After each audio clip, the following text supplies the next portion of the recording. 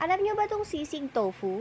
Gagawa nga tayo ng masarap na version nito. At kapag sinabi kong masarap, talagang masarap yan. Napakasosyal nga ng lasa nito, hindi kagaya ng mga natitikman nating ordinaryong sisig tofu. Muntik pa ako mabulol.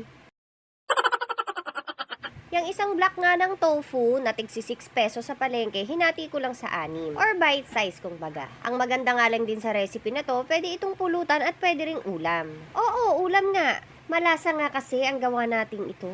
Pag naprito nyo na yung tofu, ayan, maggisa lang kayo ng sibuyas sa butter. At pag naluto na yung sibuyas, pwede nyo na dyang ilagay yung liver spread. Hindi optional yung liver spread na yan ha, kasi yan talaga yung nagpapalasa dyan. Yun nga lang, kahit hindi baboy at tofu lang ang gamit natin dito, hindi mo na rin pwedeng sabihin na budgeted ito. Kasi yung rino at mayonnaise pa lang magkano na yan. Isa't kalahating sachet nga ng mayonnaise ang nilagay ko dyan. At nilagyan ko rin ng liquid seasoning. Siguraduhin nyo lang na kapag nilagay nyo yung rino at yung mayonnaise, patay na yung apoy ninyo.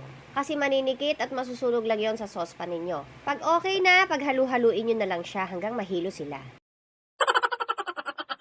Tapos nilagyan ko lang ng siling green pampabango. Napakasarap nga yan, kaya itry nyo na.